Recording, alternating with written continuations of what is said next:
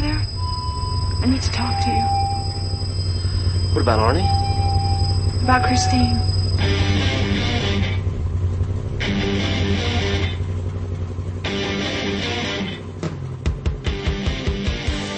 Welcome to Now Playing's review of Christine. Oh man, there is nothing fine except maybe for pussy. Part of the Stephen King movie retrospective series. We'll show those shitters what we can do. Hosted by Arnie. Yeah, that's you, Arnie, always in demand. Stuart. Arnie's problem's been the story of my life. And Jakob.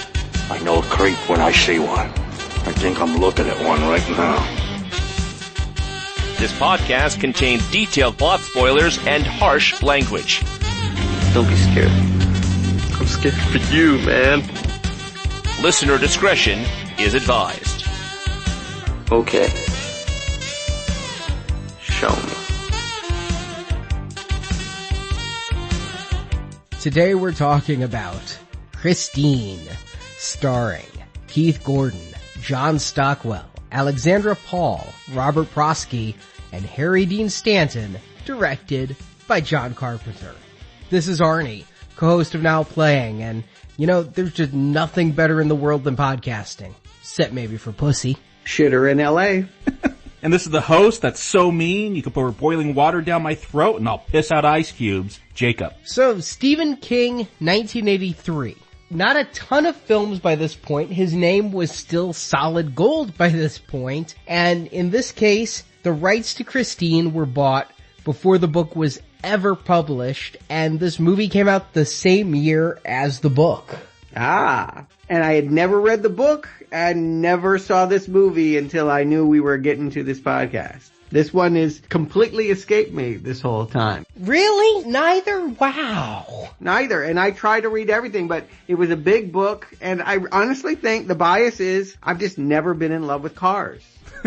My first car was like a shitty Escort that had a crack in the window. I didn't have a love affair with the automobile. And so it just never seemed like a great vehicle for evil and scariness. I'm right there with you, Stuart. I was the oldest of 6 children. My parents wanted me to get my driver's license so I could play chauffeur and taxi the younger kids around. Yeah, my first car, I think I got it from my grandma, a Dodge Aries Series K. The brown, it had a bench front seat. Yeah, it was styling. Yeah, but you know what? I never read the book or saw this movie before, but that story about a killer car, this has been done before, right? I don't know. I just feel like I know this story without even seeing the movie. Well, there was the car where Satan drove around running people over, and Mr. Barbra Streisand tried to stop him, and there was the hearse. Haven't seen that. Maybe it's Maximum Overdrive I'm just thinking of. Maximum Overdrive, definitely. There's an influence here. Remember, he wrote Trucks before he wrote this. Also, the thing critics at the time kept referencing was, of course, Steven Spielberg's Duel. Yeah. But I think that's why I missed it, Arnie. I mean, I knew it was a big movie. I like John Carpenter. I think I saw every other movie he made in the 80s. But this one, I don't think I even realized it was a John Carpenter movie. I don't know why. I can't give you a good reason. How could you not? It's John Carpenter's Christine. I thought that was a little weird. Well, it's been a gap. And so it's rare. I mean, I do feel like usually when we get to any depot in the Stephen King world, I've either read the book or seen a movie or a sequel of something in there. But this one I came completely cold to. I saw this movie for the first time in the 80s. Now, I can't say I was big into car culture either, despite the Fast and Furious references before. Until very recently, I've never been proud of a car I owned. I mean, my first car was a frickin' Nissan Sentra hatchback, 2-door. At least it was a stick shift though, so I was able to at least burn transmission fluid. But I saw this because it was Stephen King, because it was John Carpenter. Oh, come on. It's because it's Arnie. I didn't know that. Stuart, you thought you had it bad with characters named Stuart in movies, man. Arnie, all the bad things I'm going to say, it's not against you. I'm talking about this character. Hey, this is probably the only time in the history of Now Playing that we will have a main character named Arnie. If we ever get to What's Eating Gilbert Grape, it won't be any more flattering. That's true. if there's a bit of narcissism in the opening and closing credits here, indulge me. It's the one time in however long we do this show, almost 10 years now, that I get my name. I always knew that name thing was yours because I think one of your first computers, or the one that you built from scratch, was called Christine. And I always knew that you were referencing this book. That's right. I had a computer and it was a temperamental little bitch. A couple of times I cut my hand in it on the steel case and then it worked with my blood in it. This sounds more like the Mangler. It was a really souped up computer. I always prided myself on being one generation ahead of everybody else I knew, having exponentially more RAM. I mean, it was a powerful computer. And when it started being temperamental, I called it Christine. And then when Marjorie came into my life, Christine stopped working. Did Marjorie ever choke on a hamburger around it? No, however, it would never boot for her. Ever. She would hit the button, it would start to load and crash. I don't know how to explain any of this other than a wild coincidence, but yes, I loved that computer. Her name was Christine, around 2002 or so. No, I probably kept her limping along until 2005 when I finally replaced her with my Macintosh laptop, who I named Maxine. It's not like I named my computer because I wanted to, though. I mean, this was back when networking was starting and you had to give your computer a name. I'd never thought of naming a computer before. But if Arnie had a super powerful machine and I had to name it for the network, okay. Okay, I didn't know that it gave you such problems. I didn't know that it was jealous, but that makes it even more interesting.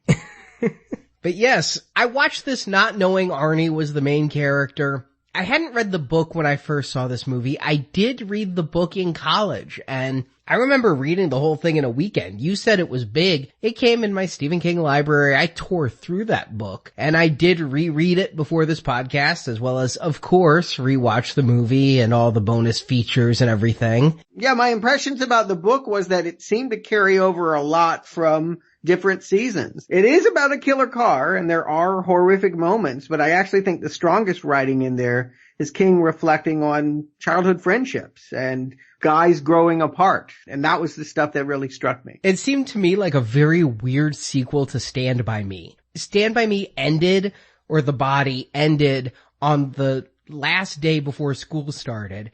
This one starts on the first day before school picks back up. It goes over a great deal of time, and I'll get into it on Books and Nachos, but it's all about aging. Be it the aging from teen to adult, or from adult to old person, or old person to death. That said, this book to me, if I were to summarize it, is The Shining on Wheels starring Carrie. Yeah, I see a lot of Stephen King throughout. Everything he has written before, he sort of led him to this moment, and I could definitely see some Carrie in this, some Stand By Me into this. Why don't we tell him what the plot is? We can get into whatever Christine is. Well, Christine is a 1958 Plymouth Fury that apparently was built bad because on the assembly line, it proceeds to bite one guy's hand by slamming its lid down and then kill another guy in mysterious circumstances when he sits in the car and flicks ash on the passenger seat. He then just falls out dead. It's that red color. I blame the color red. Should have been yellow like the rest.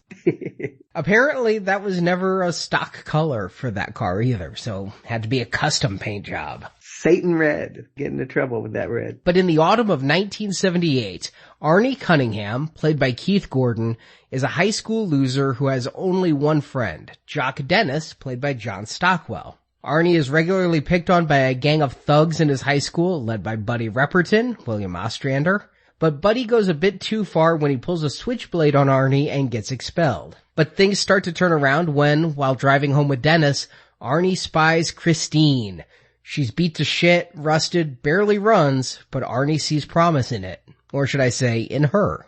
Old foul-mouthed George LeBay is selling the car, saying it belonged to his brother Roland, but now Roland is dead and George is trying to sell everything of his brother's. Despite Dennis's protests, Arnie buys the car, which leads to fights with his parents, but Arnie is adamant he's keeping and he's gonna fix up Christine. He ends up parking her at a local do-it-yourself garage owned by Will Darnell, played by character actor Robert Prosky. And Arnie does succeed in fixing the car up, and his mechanical skills get him hired by Darnell doing some car work and running parts for him. With the car, Arnie finds newfound confidence, though it comes with a new, pissy attitude. But despite that, Arnie also succeeds in winning the heart of attractive new transfer student Lee, played by Alexandra Paul. But the newly fixed-up car brings some problems, too. While playing football, Dennis is shocked to see Arnie and Lee making out on Christine's hood, and the distraction causes him a broken leg and a long hospital stay. Also, crazy as it may seem, Lee seems jealous of the car, not letting Arnie go all the way in it because she thinks the car is the other woman. After rebuking Arnie, she nearly chokes to death on a hamburger, while the car seems to lock Arnie out and play loud 50s rock music. Things come to a head though when Buddy and his gang see Arnie's car. They break into Darnell's and demolish the vehicle. This sets Arnie off, blaming his parents and Lee as much as Buddy's group. And this is where Christine reveals her power. She rebuilds herself for Arnie, good as new. Then, when Arnie is out of town and has a good alibi, Christine goes on a kill spree, taking out all the members of Buddy's gang. This is investigated by Detective Junkins, played by Harry Dean Stanton. And the cop has a good idea Arnie and Christine are involved, but he obviously can't prove it. The car has no damage and Arnie's alibis are ironclad. But around this time, Dennis is released from the hospital and notices how much Arnie has changed. Together, Dennis and Lee conspire to get the negative influence, Christine, out of Arnie's life. Dennis keys Christine, challenging the car to a duel at Darnell's, and there Dennis waits in a bulldozer along with Lee. Christine shows up, and while Dennis tries to ram her, Christine keeps healing and goes after Lee, and this time we see Arnie is actually inside the car. When Christine rams a wall, Arnie is thrown through the window, impaled on glass, but as he dies, he lovingly touches his car. Christine keeps coming, and finally Dennis flattens her with the bulldozer, and later, Lee, Dennis, and Junkins watch as Christine is crushed into a tiny cube, and the cop calls the two heroes as credits roll. So, before we get into the film, I gotta ask, we've been discussing how we like King and Carpenter in many reviews, but George Thorogood, how do you guys feel about him?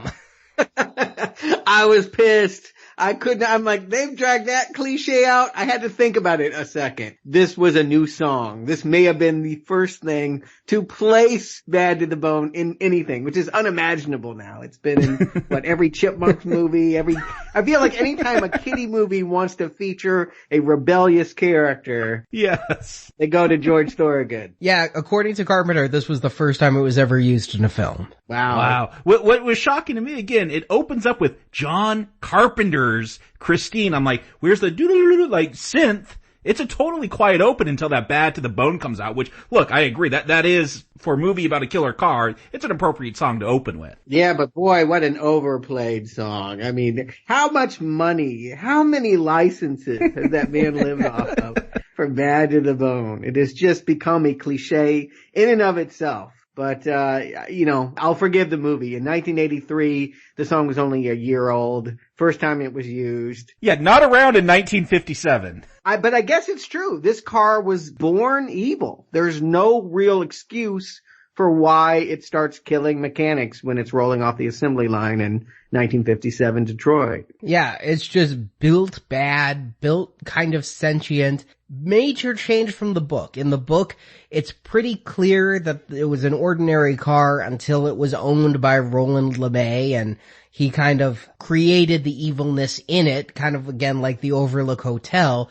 And his rotting corpse was a major player in that book. He was the one driving the car. They cut that because around the time they were writing this, American Werewolf came out. And they're like, well, that was already done as kind of a comedy way of having this ghost zombie around. So let's rewrite it. Let's make the car bad and let's add this new opening to show it's always been bad. Oh, interesting. Yeah, I mean, I feel like we're owed some explanation. I mean, appliances aren't just born evil, but, I don't want to get into a Mangler situation where we have to have the icebox electrically zap the washing machine while the antacids are dumped in there. I mean, we've seen over-explaining. All right, it's a possessed machine. Let's move on. Like you said, Stuart, it's that red color. I almost saw like Lord of the Rings, but without all the elves and dwarves and magic. It's this thing that, a possession that will overtake you, that will corrupt you. And I'm kind of good with that. Like the symbol of a car when you're a teenager, it's this thing of freedom. It's a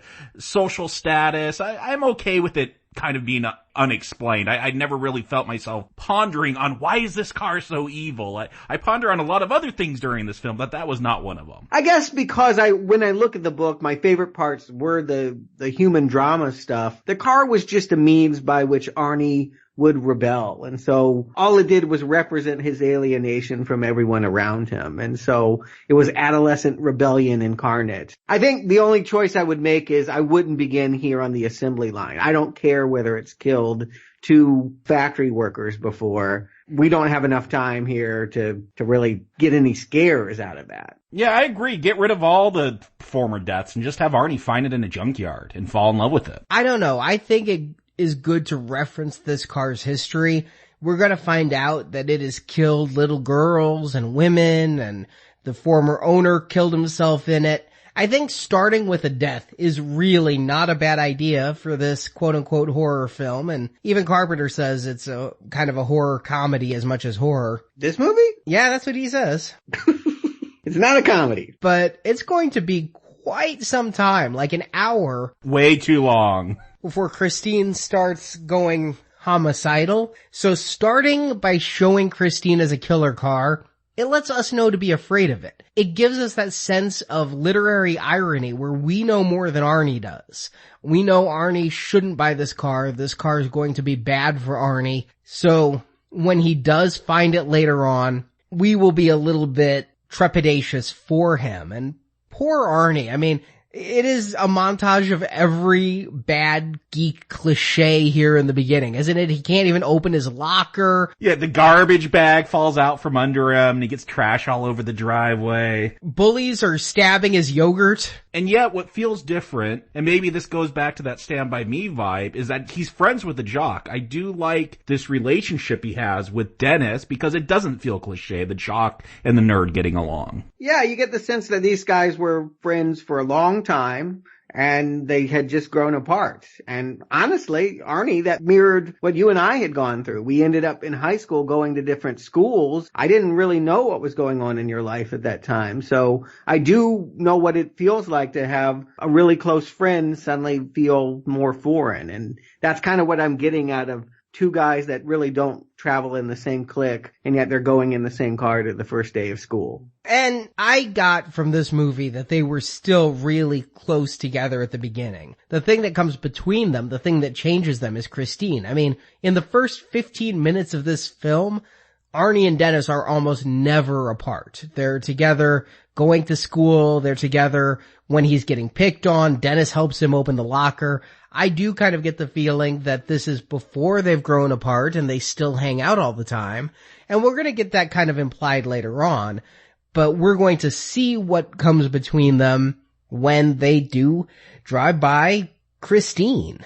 Yeah, and again, I'm kind of enjoying this drama. I'm John Carpenter, I'm expecting killer cars, let's get to it. But I like how untraditional this feels. You know, Dennis, he's sitting there trying to get Arnie laid. I like that it's going to be, it's not about the jock going after the nerd. It's like the reverse of Revenge of the Nerds. It's going to be the nerd going bad in this one. Yeah, though, I gotta say, Dennis isn't really helping when he's trying to hook him up with a woman with a mustache. He's being realistic.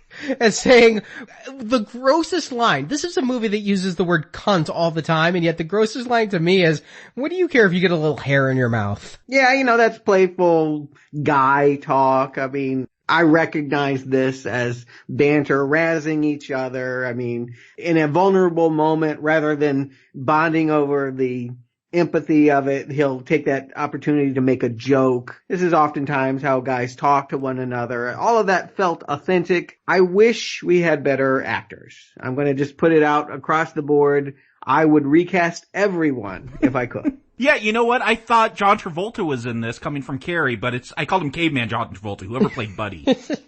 He really looks like John Travolta. For a second, he had the sideburns, he had the long hair, he had the chin, but he has like a caveman brow. I mean, this thing looks like Carrie. Oh, this whole movie's Carrie, I agree. Yeah. Sue is legitimately friends with Carrie, but that's really the only change here is, you know, in Carrie, Sissy Spacek was alone and no one talked to her. And then Amy Irving eventually felt bad and was like, oh, I'll help you out. And here they're asking us to believe that the nerd has one friend. And the casting, you can blame Carpenter for this. He wanted unknowns. They did have in the role of Arnie, Kevin Bacon. He was signed and on board and then backed out when he got Footloose.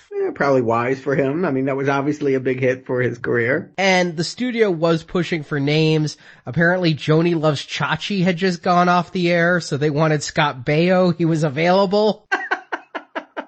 Oh. Was he gonna play the nerd? Okay, so it could have been much worse is what you're saying. Be grateful for what we have.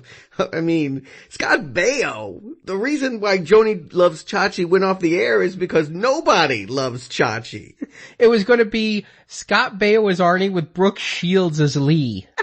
Oh man. Oh my, yeah, so they never had a great cast is what you're saying here. And They had names, but not a great cast, yeah. Let me stand up for Keith Gordon, though. This is an actor, he's now a director, but an actor I saw quite a bit in the 80s, and I think I recognized him always as, hey, it's Arnie from Christine, but this is his best performance. I like him in this. He's not that good as Rodney Dangerfield's son in Back to School. He's really miscast in The Legend of Billie Jean. But here, I think he really plays Arnie well. I think that he, especially in the geeky times, I have trouble not seeing this guy as a geek in any other role he does. Perhaps it's best he went behind the camera because he sells nerdy Arnie so well that it's hard for me to see anything else. I also like the fact that later on, he's not that great at being cool Arnie because it just shows no matter what happens with Christine, he's always been and always will be a nerd. And he wasn't good before. It should be said he was, I think, of all this cast, someone that people might have seen before. He was in Dressed to Kill, the Brian De Palma movie in the sporting role. He's also in Jaws 2, if you want to remember that movie. He was the Brody kid's friend, I think. He was in The Big Climax. I don't remember him in it, even though I know he talked about it.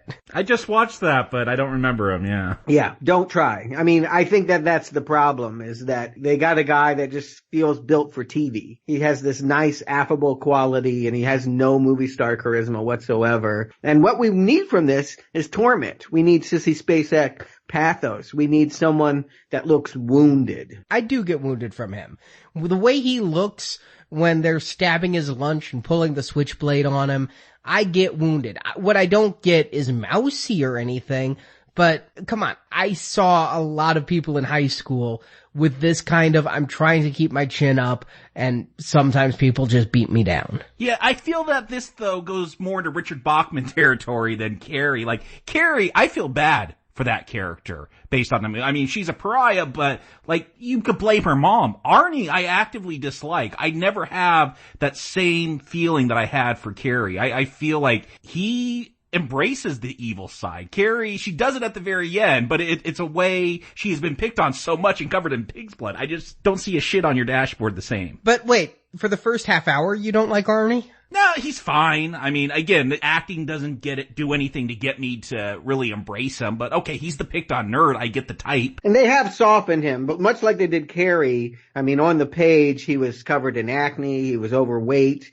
It gave them somewhere to go. He actually wasn't overweight. He wasn't? No, he was working construction. He was thin and scrawny. Well, I got the impression when I read the book that he was more not put together than Keith Gordon is at the beginning of this movie. Yeah, definitely the acne is a big part of that. Here, how many movies have I seen, and this may just be me on this panel, where You start with this ugly girl because she has mousy hair and glasses on and bad clothes, and at the end of the movie she takes down her hair, takes off her glasses, dresses sexy, and all of a sudden she's super hot. Yeah, again, I know the type. I'm sure you could name movies. I know the type of film, though. Yeah, I'm thinking Love Potion #9 with Sandra Bullock and Grease. I mean, yeah, every movie about a Cinderella story. But I think that's what they've got here is you can't really cast somebody who has bad complexion and things because you want it to be able to clear up magically. And this was a low budget film, so there was a limit to how much they could do on these things. I think Gordon sells it well through body language, his hairstyle, his tone of voice. I get that he is really beaten down, and this is the first thing he's gonna fight for in his life. Well, here's what I would say. When what I respond to most on the page is the drama, that's what I most want to see on the screen. They kind of skip over that stuff, and it's probably wise because I'm not getting this feeling of passion and friendship, and it's just not coming through on the page. I mean, you know, when you're hiring John Carpenter, you're trying to make a horror movie, so I guess they're right to streamline and make that. I'll tell you this much. I picked up the Twilight Time Blu-ray that had deleted scenes and all of it on it. And most of the deleted scenes are just extended scenes, and you're like, well, thank you for showing me things that editors cut for a reason. But there are one or two scenes. One of them is Arnie post this fight, and the scene is in the book where Arnie just breaks down and cries and in Dennis's arms. He just is so emotionally overwrought.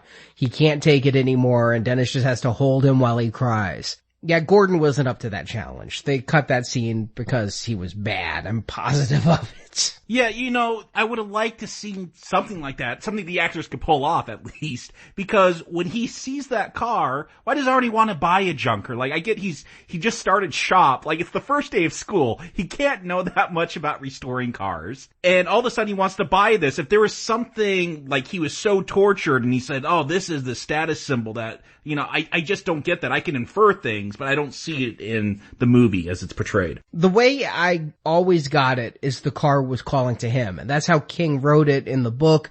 But even before I read the book, that's what I got is this is an evil car that has a symbiotic relationship with its driver. I definitely got Little Shop of Horror vibes from this. Yeah. And it called him. He saw that, and it was an instant love at first sight kind of thing. Although I do like the line from this movie where it's like, he finally found something uglier than he is, but he could fix it. You know, and they film it in the way that you're talking, Arnie. They actually have the character see it before the audience does. Dennis is driving the car, his cool car, past this yard with all this scrap. We don't see anything in that.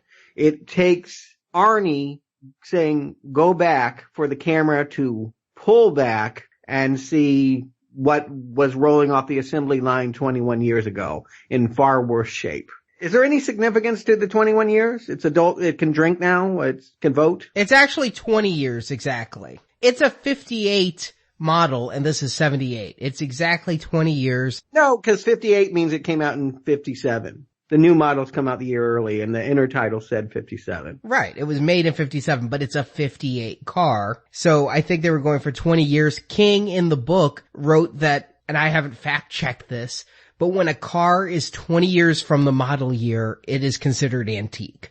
So at this moment, it is when it's become an antique car instead of just an old car. And it's dispensed of its owner. They walk up and find out that 6 weeks before, the guy that owned this for the whole time since it rolled off the assembly line is dead. What is George wearing? This is the brother of the guy who owned the car. I'm like, is that a straitjacket? Did he just walk out of an asylum? Like, I don't even understand what he has on. It's a back brace, a grimy, ugly back brace. I wouldn't have known that if I hadn't read the book, though. I think I've always wondered what he was wearing. Okay, so I really did wonder if it was a straitjacket that he like gotten out of. Makes him look crazy, that's for sure. And you want to do that. I mean, obviously he's the harbinger. He's the guy, oh, you're in trouble now. I mean, obviously he wants to unload the car, but for reasons that we'll find out later is because it has a bad history. It killed both his brother and his brother's wife, and his brother's daughter. And yet he's perfectly fine selling the car to go kill again for $250. Now,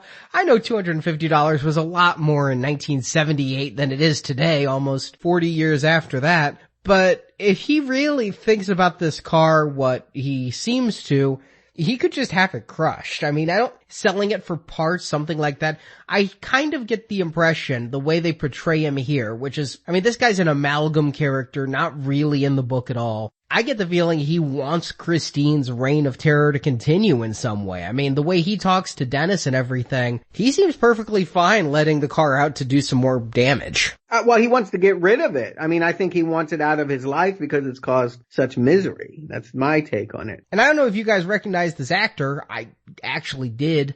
Home Alone. Yeah. He's the creepy old guy. The neighbor next door that's always shoveling, right? Yeah, who they think's a killer. So he's good at playing imposing characters in young people's lives, I guess. He's a lot creepier here. It would have been nice if maybe we found out George had tried to get rid of the car, that he took it to the junkyard and it was crushed into a cube and it showed up. We'll find out that the original owner tried to get rid of the car and it showed up 3 weeks later. Like, again, I'm letting it go that the car's just evil, but I would like some motivation for other things that happen in this film. I'm wondering why Arnie's into the scrap heap. I'm wondering why George, is this car haunting him and he's got to pass it on? Is it like The Ring and he's got to share the videotape? All I know is I don't blame Arnie for wanting to shell out $250 for it. To me, that actually does seem like a good deal. I mean, you could sell that for parts. Yeah, the amount of steel on this car. This is an old car. There's a lot of scrap metal on there. Yeah, I would think that it's worth that. And I looked it up. Minimum wage at that time was, I think $3.35. So it would have taken him maybe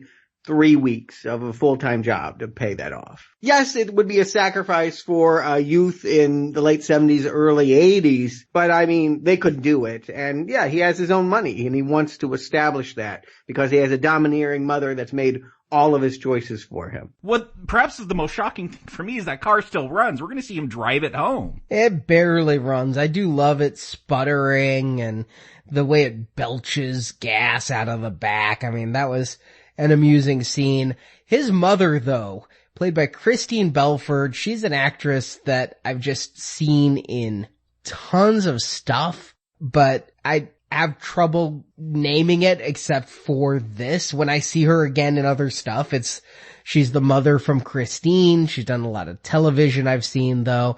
She plays a megabitch really well, and I like that she is a very much more toned down, domineering mother than "they're all gonna laugh at you" from Carrie. Yeah, but she's not that toned down. Like, I still feel like this is in TV sitcom level family fighting here. And I get it. Again, I might like some version of this. I like that Arnie is trying to set his independence. He's a senior in high school now. He got his first car. He's done everything. He's got this whole speech. I've done everything what you guys wanted me to. I did this instead of that. Like, this is the first time. Like, every teenager has this fight at some point with their parents. Yeah, he wants to be his own man and he doesn't want to be defined by what his parents want for him. Really his mother. I mean, his dad is a non-presence. It's very clear who makes all the decisions. She uses the pronoun we, but it's her. She wants to make the decision. She didn't approve of this car, so therefore she's against it. She thinks she can make her son get rid of it by making him park it at some garage far, far away, and that, he'll eventually get tired of having to make the trek over there. Now, you may not like Keith Gordon, but look at some of these other actors. I mean, Christine Belford, I think she's doing well. I absolutely love Robert Prosky as Darnell. I think he plays this just right with the greasy, kind of dirty look, the way he's all gruff and grumbly in the voice. He's got a performance. I don't take any of this seriously or scary. Carpenter saying this is a comedy. I do feel like there's just people acting on a sitcom level of acting here, and he's one of them. He's broad. It's way over the top. I mean, Darnell is just like, every line is some, put down of if you do this, I'll fucking kick your ass out of here and blah, blah, blah. You look like a creep and blah. I'm like, okay, I get it. One line of that would have been enough, but it is like a whole spiel. He's got a whole routine he does when Arnie is like, can I use the space over here and find some junk? He's another bully. I mean, Arnie will eventually call it out, I think, correctly. This is a town of shitters. Everyone is awful. Everyone's got a shit attitude. So yeah, chalk him up as yet another person I wouldn't mind seeing going under Christine's wheels. I don't know, Dardell can't be that bad. He's not charging for the garage. Well, he is until Arnie starts working for him. Just a quick note about this actor, though. We have reviewed him before. He's Grandpa Fred from Gremlins 2. I did see that. And the projectionist in Last Action Hero, where he played a really nice guy. He's got range. But at this point, I feel the movie's been doing pretty well. The first act of this movie, the first 30 minutes, has been really cohesive. Arnie goes to school, Arnie gets picked on, Arnie buys a car, Arnie takes it in. From this point on, we're going to have jumps in time, some of which are called out by subtitles that show the date on it. Yeah, I don't understand that. And others of which just kind of happen. And so at 30 minutes, Dennis is taking Arnie to drop the car off at Darnell's. 35 minutes, Dennis shows up. Hey, Arnie, we're going to see a movie. Ah, shit, I gotta work. Sorry, didn't even bother to call you. Yeah, you know, you obviously wrote down a lot of time markers. I wrote down one because I'm waiting for the bullies. Like, I know that's coming back. I know that's got to be the main revenge. I feel like Arnie drops out for around the next half hour. Like, we'll see little snippets of him here and there, but we're going to get a whole scene about Dennis trying to hook up with Lee in the library. I have a lot of questions about what's going on with Arnie. Is he actually restoring the car? Like, I wanted to see that relationship. Like, the more he loves this car, he's gonna have this whole speech about love and feeding love. Like, I feel like, I don't believe that he could restore this car on his own, so I wanted to see the more love he put in, that car starts putting itself back together, and we see him starting to be corrupted. He's just gonna show up with no glasses and be evil all of a sudden. It's worth pointing out, 2/3 of the book is written in first person from Dennis. That's a bad idea. Yeah, he switched to third person for the middle third of the novel and then switched back, and it's awkward at least. But Dennis is the main character, and it's like, Arnie and I did this, and I went over to Arnie's, and all of a sudden he was acting weird. So the screenwriter was hewing very closely to King.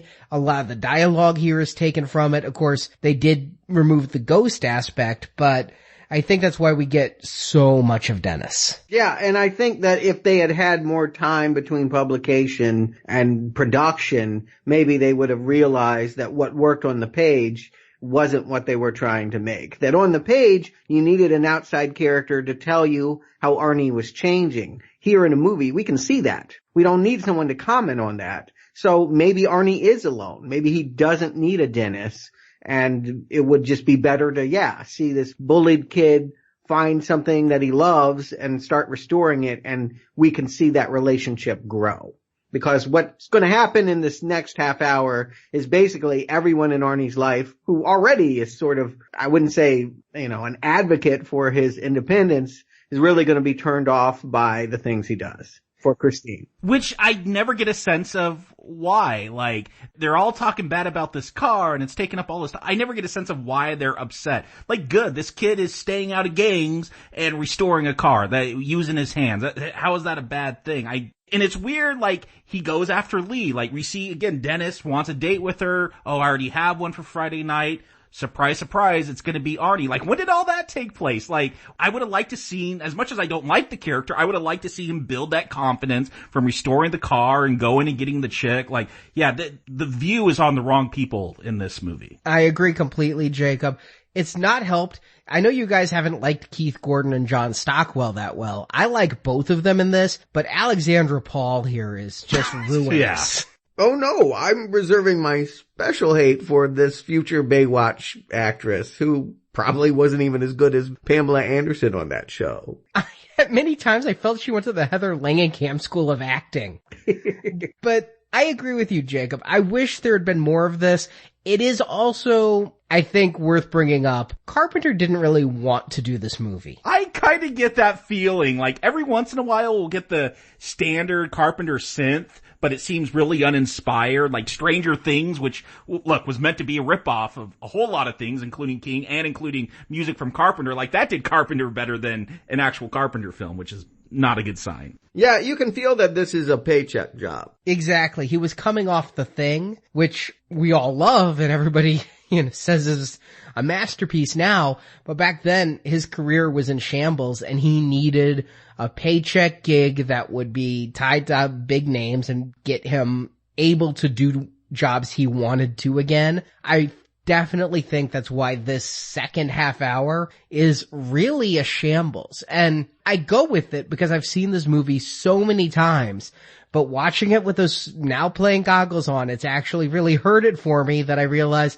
we don't really see Arnie transform. We see him stand up for himself for the car, and then 5 minutes later, he's a mega dick. Yeah, being a newbie to this, never reading it or seeing it, it was really shocking, like how little they developed that transformation, which I thought would be a main point of the film. Arnie's who we want to see, just as Carrie is who we want to see in Carrie. Yeah, and I want to see Christine in Christine.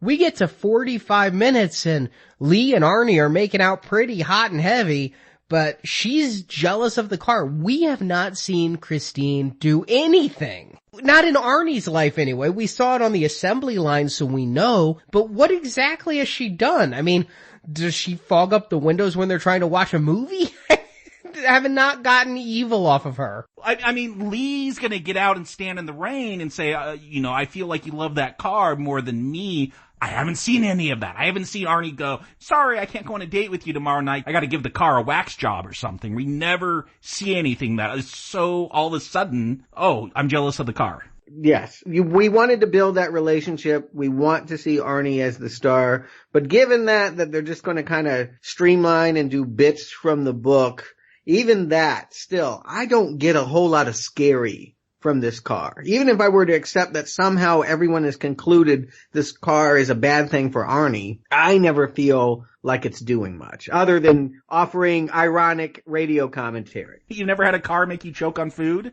I don't know how that happens. Like, at the beginning in 1957, I understand, like, the latch on the hood comes down and smashes the guy's finger. The guy that's inside and spills the ashes on it, the car could have filled it up with carbon monoxide or something to kill him. But choking on food, I don't know how the car did. It could have, I guess, suddenly honked its horn and scared her as she took a bite, but... I get the impression from the book, not from this movie, that it didn't force food down her throat, but it certainly created a situation where nobody could help her. By breaking the windshield, making Arnie hop out even though she hadn't choked at that point. Maybe she knew. I mean, it's a magic car. And then locking the door. This is the first time since that pre-credits opening that we see Christine move on her own. Locking the door, and it's kind of cool how the car lights up, like the interior lights go on and almost looks like a alien abduction or something. But again, it doesn't mean anything. A Dolomite, a locked car, and a radio. To me, you said Carpenter called this a comedy. It shouldn't be. But I do like the song she plays. I mean, while Lee is choking, it's "You're mine and we belong together," and the way that the car communicates through rock and roll. And again, they're aping King himself, who started every chapter of this book with a verse from a rock song of the era. But I like that that's how it expresses itself. It's like it had an iPod before the days of where it could just play the right song at the right time. You keep on knocking, but you can't come in. A little of that is cute, but this should not feel like a Herbie movie.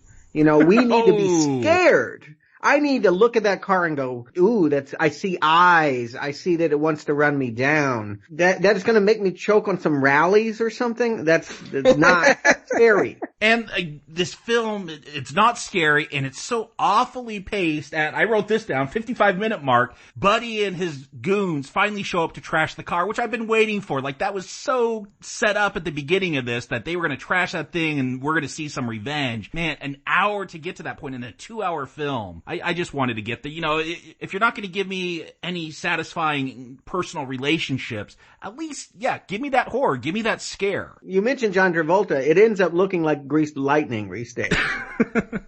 Yeah, I did enjoy watching this and noticing that there's 4 goons. Each one takes a different quadrant so that like they really were smashing a car, but they were just standing out of the way of each other. So like when Buddy rips off the hood, nobody's there. And I also really did enjoy seeing that one of those goons was the geek from Ghostbusters who didn't like getting the electric shocks. I don't know if you guys recognized him. He had the same hair. Yeah, that's him. His other claim to fame, I guess. But yeah, the bullies, that was the driving force of Carrie, you know, that they did something horrible. They cut up his lunch. They offered a knife, and that is scary. That is a step beyond. It's why Buddy got kicked out.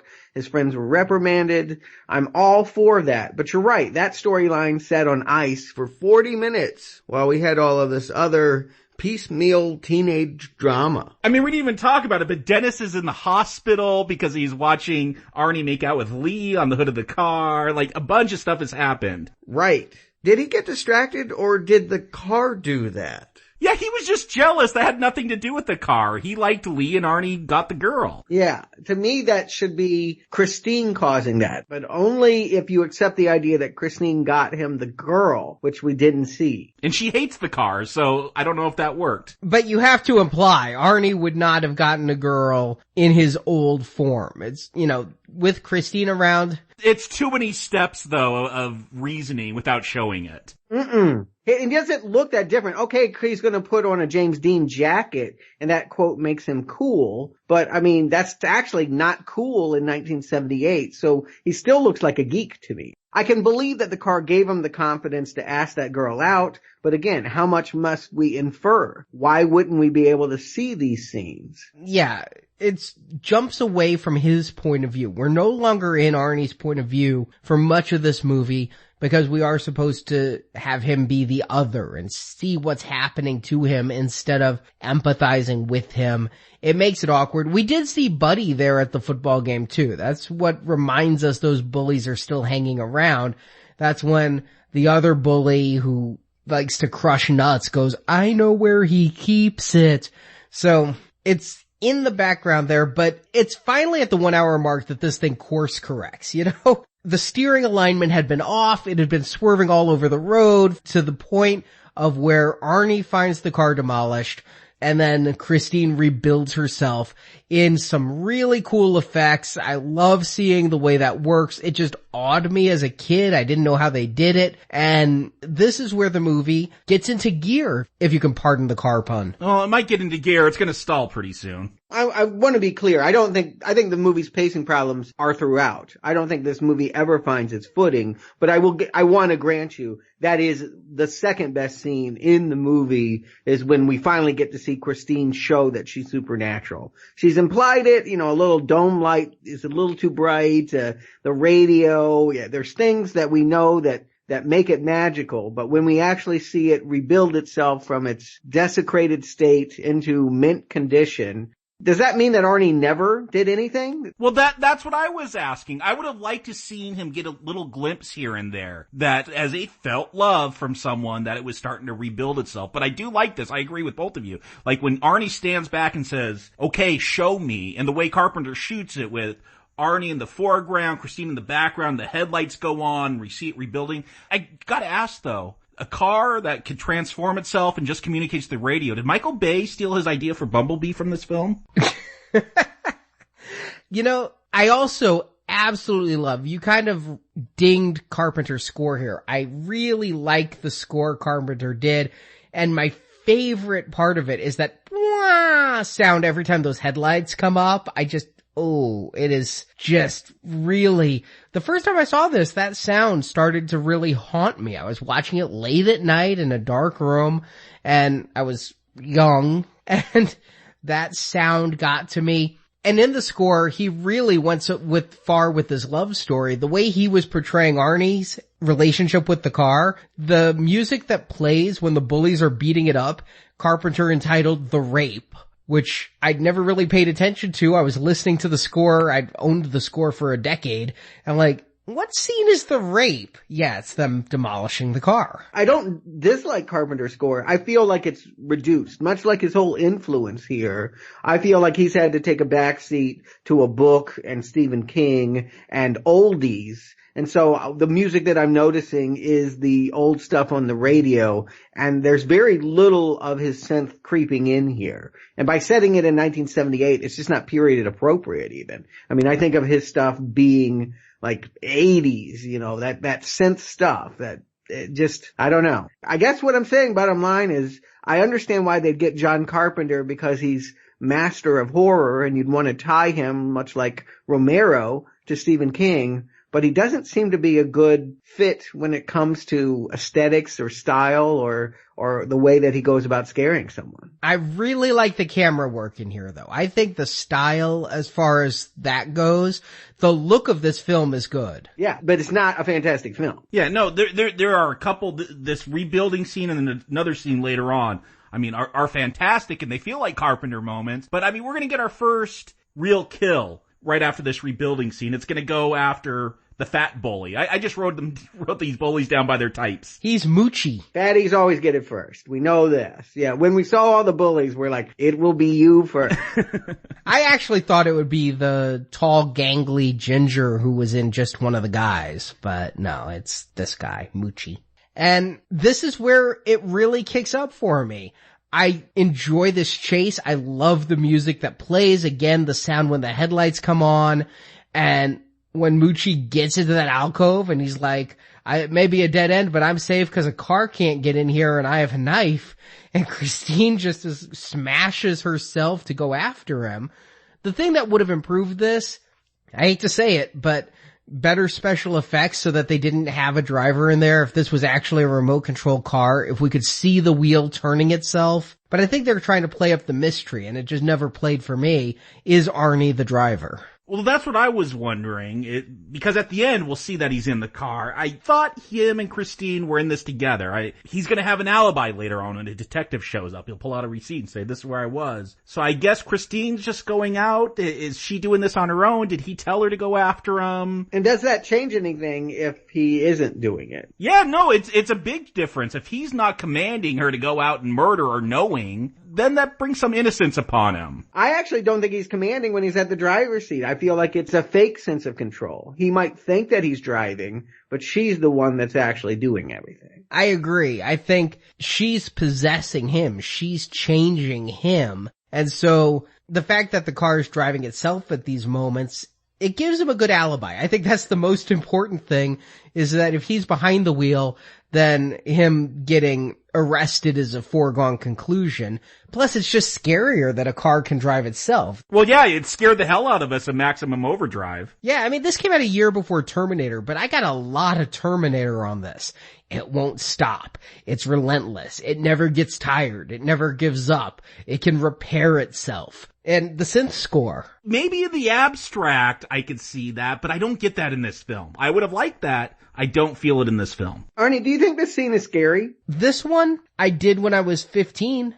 I don't so much now. Now I just find it exciting. Okay, see, I got nothing. Again, I have general problems with this car not giving any creep vibes. It's just not giving me a whole lot. I agree with you, the headlights coming on, it's kind of a cool move. They do it a couple of times.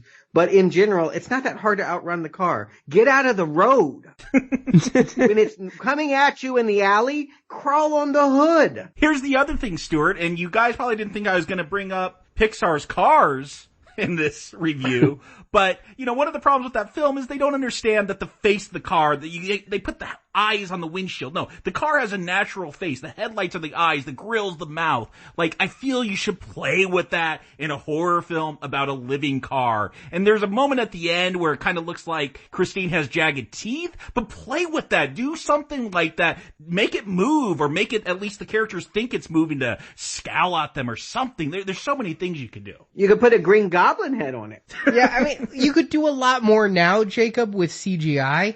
Back then they had 16 cars, and they were cars, and you can't make one a scowling car. They crushed a lot of them, but you can't really do like the Deadpool facial expressions on cars. You know what I'm saying? Yeah, but you know what we're saying, that if we don't give this car personality, it just feels like a stunt driver going down an alley. I guess because of how it looks, because of the relentlessness with which it drives, I feel this car has personality in these attacks. And if Moochie's death is lackluster, well, let's face it, Moochie's a lackluster character. But when it goes after Buddy and the other two at the gas station, this is an amazing scene. I love this scene. When it smashes in, the gasoline's going everywhere, gas station explodes, killing two of them, but Buddy's outside, and then Christine flaming pulls out and goes after him, still on fire. Yeah, that is the best shot of this film, is that Christine on fire,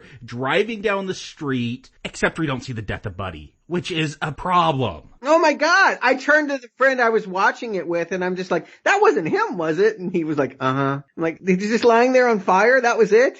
You barely even noticed he got hit. Yeah. I'll tell you, in college, I don't know if I want to hear this. Set your car on fire and ran over someone? I did a video montage about violence in films. And I was coming down on the side of violence in films is just silliness and shouldn't bother anybody. And so I took the most horrific scenes from all these films, made a 3-minute montage. It actually had the exact opposite effect. People were getting sick. I had scenes from Hellraiser and everything. But it was this scene of the flaming car and then the burning corpse that made one person get up and walk out. They are overly sensitive then. Yeah, it's powerful imagery. I'll give them that. It looks really cool. But in context, I really felt like, wow, Buddy, of all of them, had it coming. Well, this is the one death that we actually won't judge Arnie for committing. Or Christine, probably. But yeah, that this guy needed to go down. We want to relish it. This guy's not smart enough to get out of the road. So why not, like, run him down in grandiose fashion? It really makes me appreciate Death Proof that much more, that they knew that when you're behind the wheel, you really want to relish those hit and run moments. Yeah, I really thought a lot of this film would be Christine going around getting revenge on these bullies. It goes by really fast. Like, we take out Moochie by himself, but then we take out the other three all at once. Now, it's a great scene with this exploding gas station, but if this was better paced, I feel like this is what you want to focus on in this kind of film if you're making a horror film. Yeah, I mean, it happens too fast, is I guess what I would say. You're not wrong about the enthusiasm of the moment. I mean, the car looks great on fire, the gas station explodes beautifully, but that moment needs to be positioned in a way to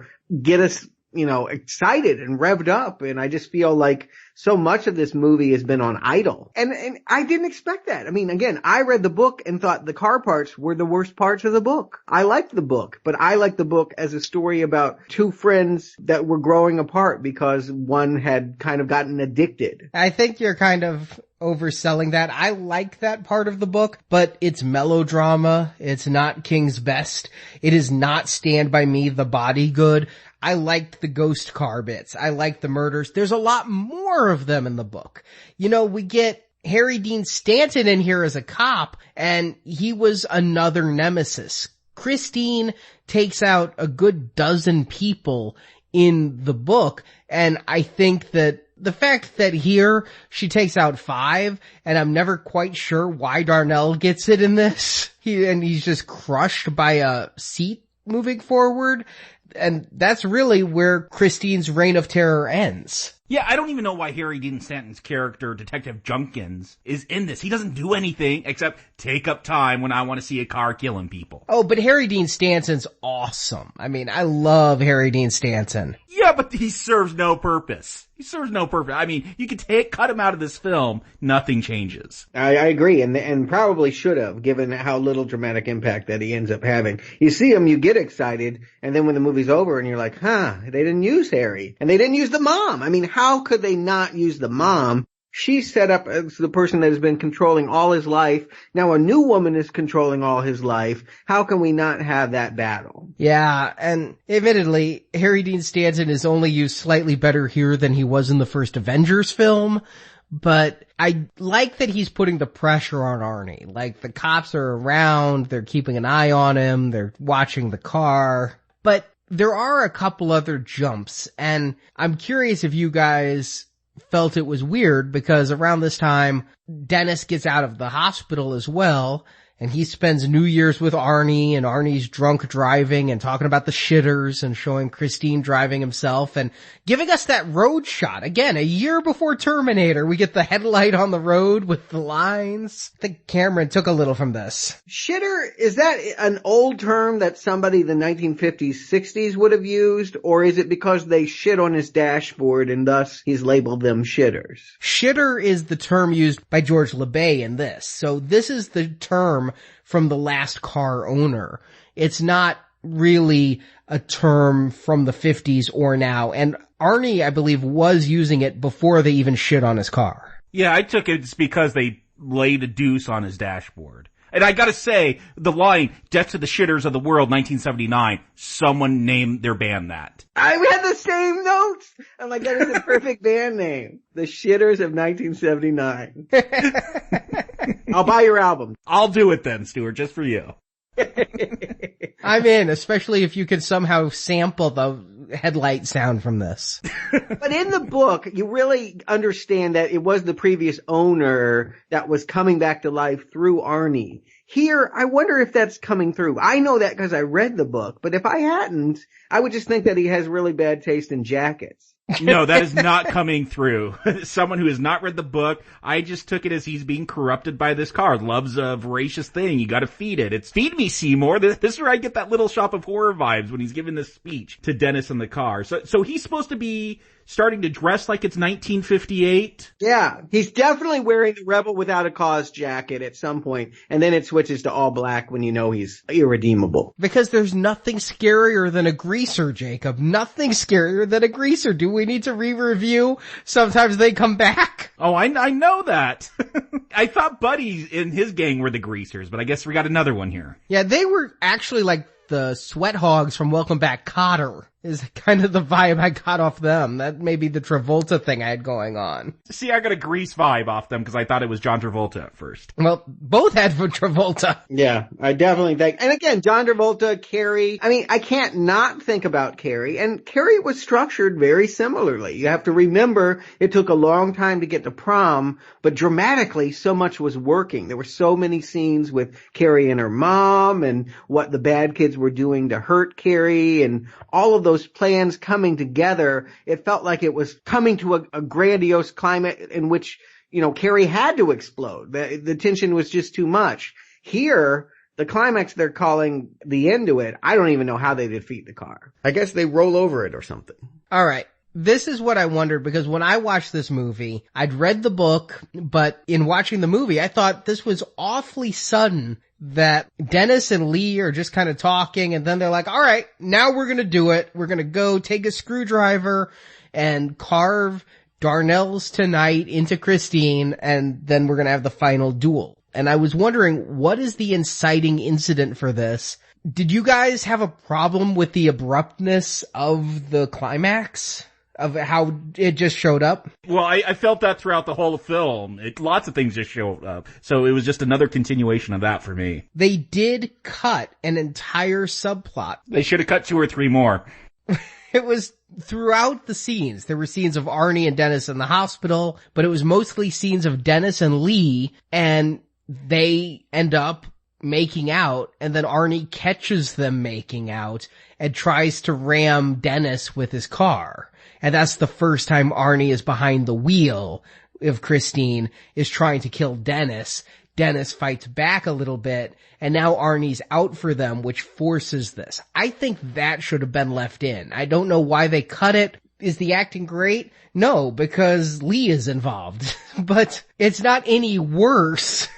I'm with you there. Exactly. You needed that love triangle to happen. They set that up. I mean, what's the purpose of setting up that Dennis is going to be with this girl and rebuff poor Kelly Preston, who's in this movie all of 5 seconds? Yeah, for no reason.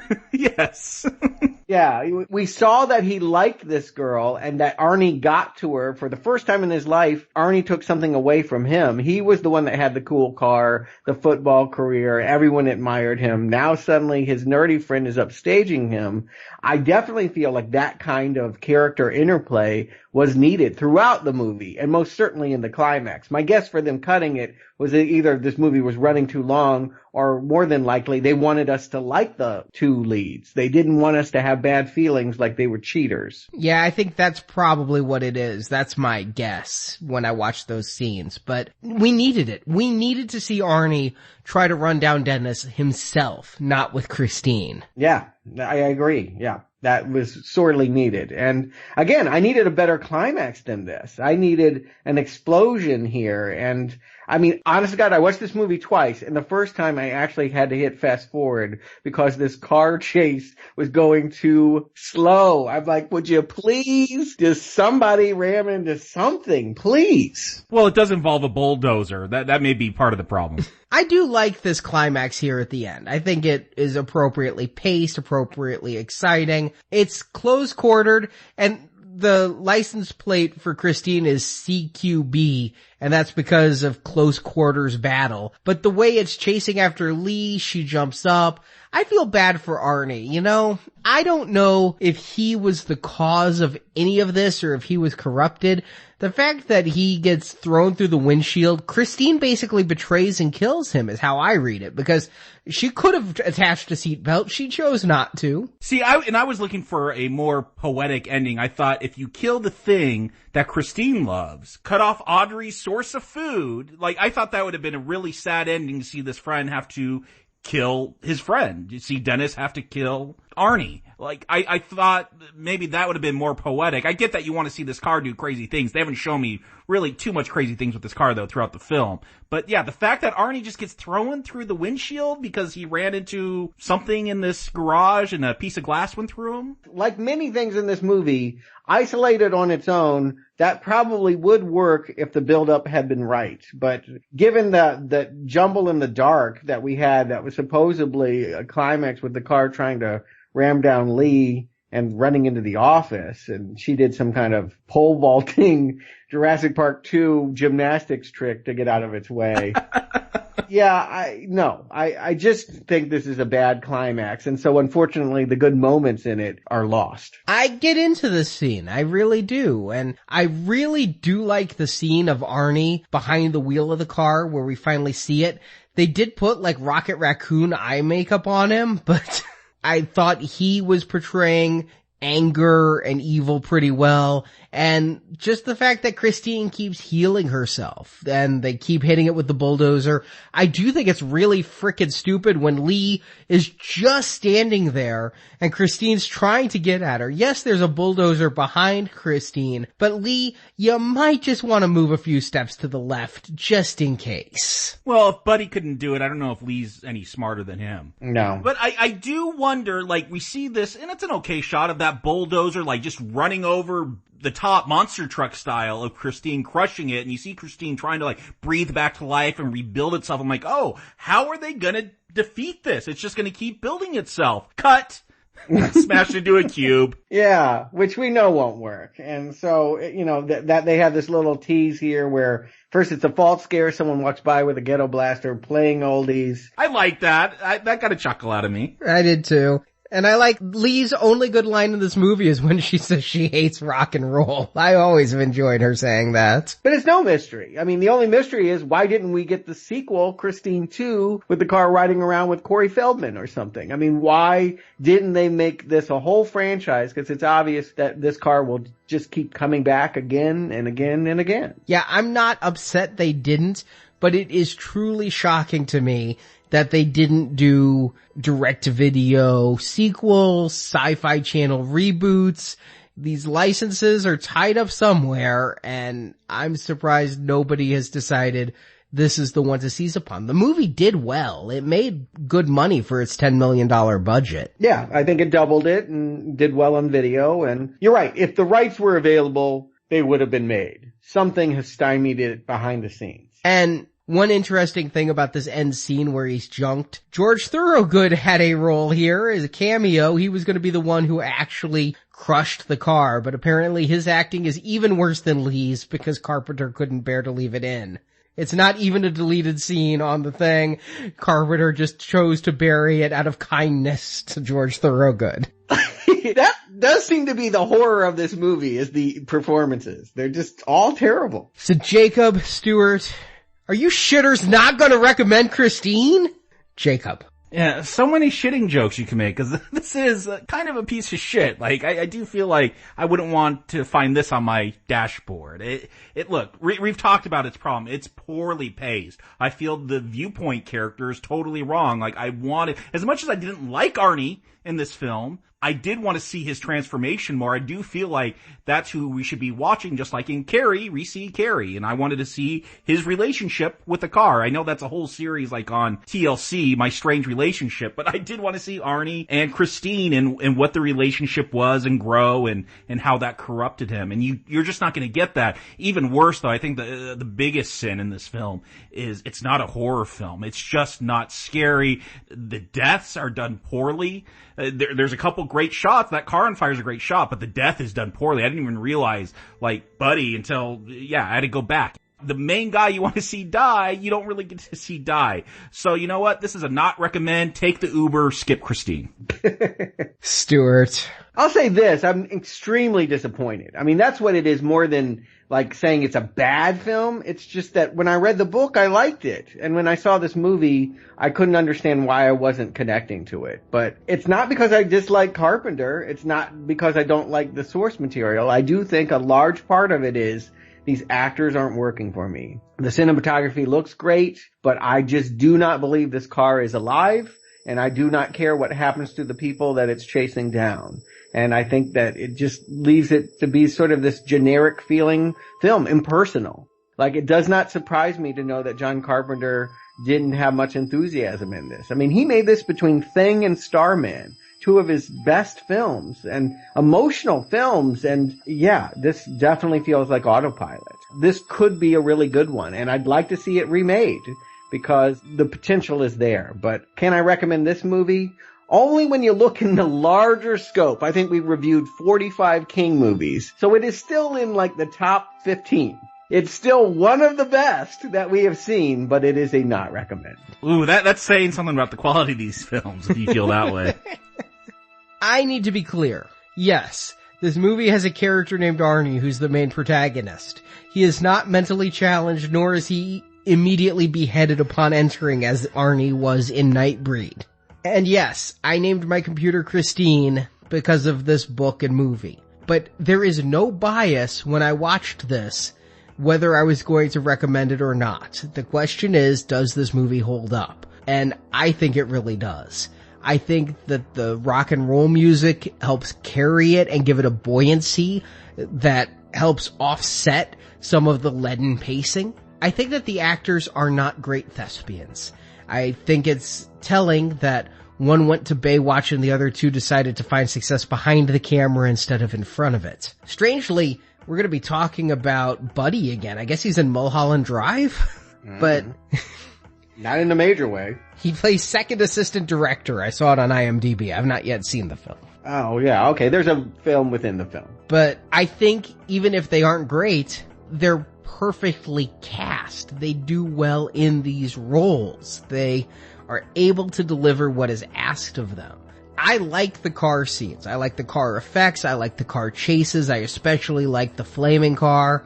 Yeah, I think this movie's bad to the bone and I recommend it. Okay. Would you put it in the top 5? Top 5, I don't think so. Because we got Shining, Carrie, Shawshank, Stand By Me, Dead Zone, Creepshow.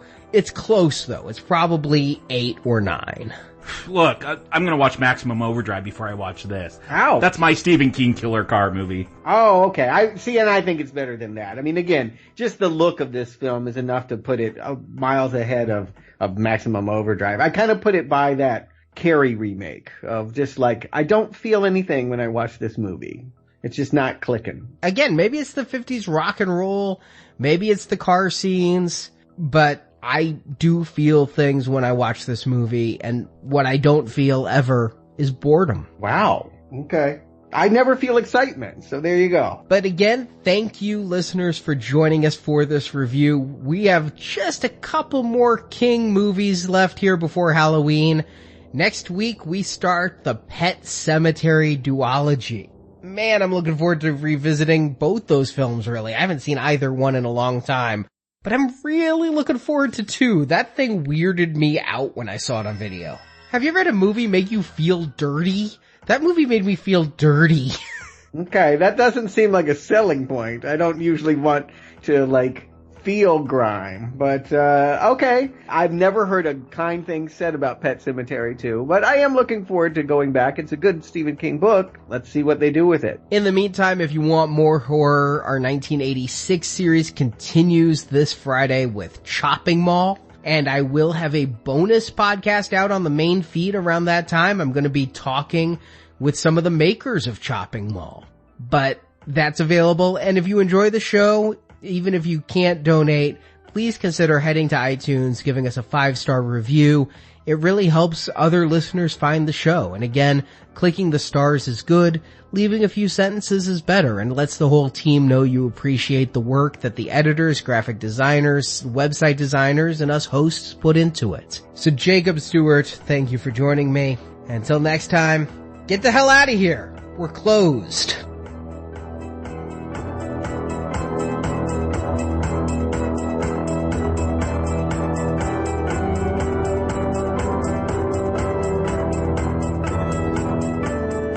I wouldn't feel so bad if I were you. You two are heroes, you know. Yeah. Real hero could have saved Arnie. We didn't do so hot. Hey, some things can't be helped. Some people do. Yeah. Thank you for listening to this episode of Now Playing. I hope you've enjoyed the show. Probably the only thing my brother ever loved in his whole rotten life. Now that you've heard the movie review, head to booksandnachos.com to hear Arnie's reviews and analysis of Stephen King's original novels. A hell of a job. Hell of a job, Arnie. Well, thank you very much. And come back to NowPlayingPodcast.com to hear our reviews of other Stephen King movies, such as Carrie, The Shining, Children of the Corn, and dozens more in our archive section. I'm afraid for Arnie. Also at our site, hear reviews of other films such as Maniac, The Texas Chainsaw Massacre, A Nightmare on Elm Street, Saw, Riddick, Friday the 13th, The Avengers films, Star Trek, and more. You know, when someone believes in you, man, you can do anything, any fucking thing in the entire universe. And when you believe right back in that someone, then watch out, world, because nobody can stop you. Then nobody, ever.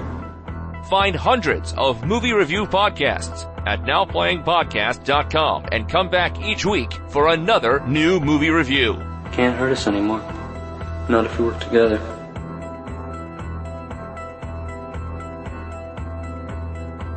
I know you ain't exactly got money falling out of your asshole.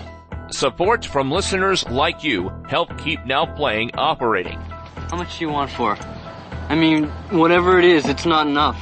You can find a link to donate using PayPal at the bottom of our website, NowPlayingPodcast.com. Well, I don't think I have the minimum deposit to open an account, you know what I mean? Are you kidding?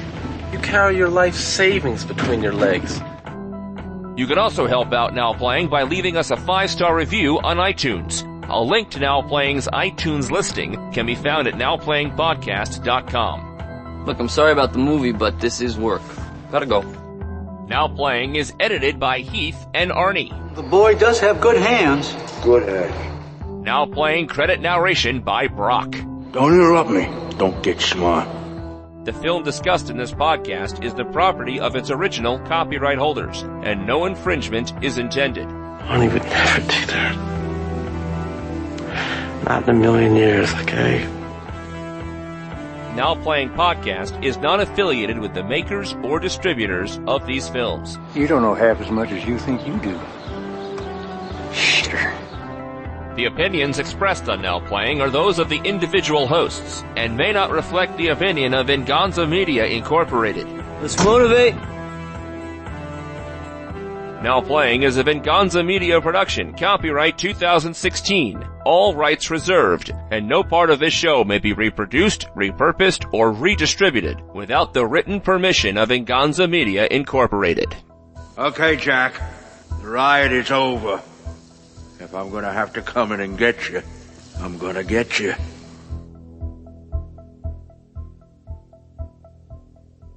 Come on, Arnie, we gotta get going, huh? Man, I gotta go. I hope you didn't think I could hang around here all day. TTFN. Yeah. Ta-ta for now.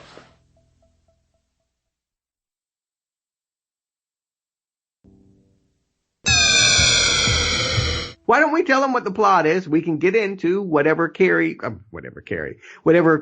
is. Yeah, I would think that it's worth that. And I looked it up. Minimum wage at that time was, I think $3.35. So it would have taken him maybe 3 weeks of a full-time job to pay that off. $3.35. When I started working in 90, it was $3.85. It only went up 50 cents in 12 fucking years. Thanks, Obama. Oh, I'm sorry. I looked up 83. Okay. Yeah, because I was going to say, it was $4.25 when I got my first job, and that was in the 90s. Yeah. It jumped from $3.85 to $4.25 at my first job, and that was my first raise. Yeah, I mean, it happens too fast, is I guess what I would say. Arnie, you're not right about the enthusiasm for the moment, and the gas station explodes beautifully. The car is on fire in a very vivid way. Did you mean I'm not wrong? You said you're not right about the enthusiasm of the moment. Yeah, you're not wrong about the enthusiasm of the moment.